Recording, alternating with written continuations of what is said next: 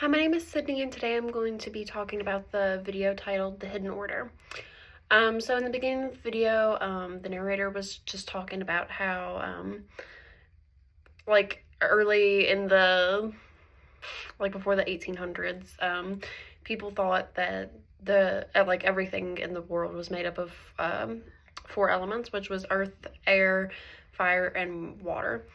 And it wasn't until 1807 when a British chemist named Humphrey Davy started to challenge this idea that there was only four elements that made up everything. He used electricity in an experiment, and he passed electrical currents through substances to try and split them apart. And he did successfully split some of these substances apart, and he discovered some new elements by doing this. So some of the things he discovered was sodium and potassium. So through this experiment, it showed that electricity can crack open substances, I guess is a way of saying it, to find out the building blocks or the elements that things are made up of. And then around at the same time, another scientist named John Dalton, or he was a teacher, but he later became a scientist. He proposed a theory that all matter is made up of tiny solid spheres called atoms. So each element has its own unique atom, and these atoms can combine with other atoms in fixed ratios to create pretty much every substance on Earth or around us. So he created a simple atomic diagram to, I guess, show a better representation of what an atom looked like, and he also used a lot of scientific language with this diagram. But in the video, they also talked about why did different elements behave in similar ways. So to answer this question, they talked about a Russian scientist named Dmitry Mendeleev. And in 1869, he took a big step to answer this question. And he is the man that arranged the periodic table in the way that it is now. So he combined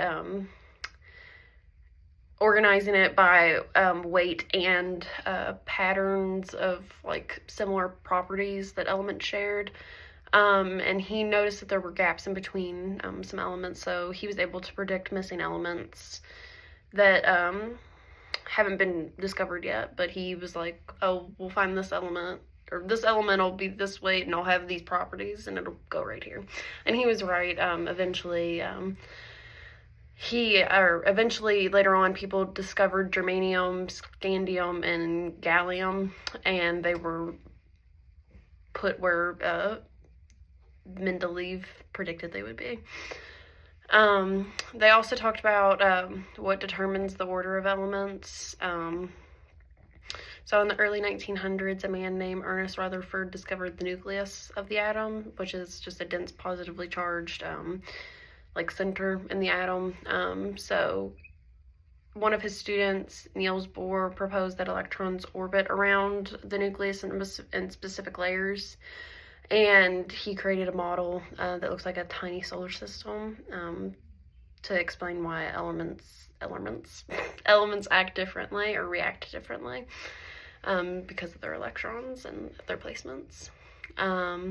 Another physicist named Henry Moseley fired X-rays at elements and found that each one gave off a unique energy signature, and that revealed that elements are just not defined by their weight, but they have the positive charges that they have in their nucleus and their atomic number.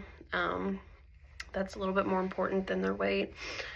And all of this newfound information helped organize the periodic table a little bit better, and yeah. Scientists also learned that atoms are mostly empty space, and they're made up of electrons, protons, and neutrons. Yeah, okay. So yeah.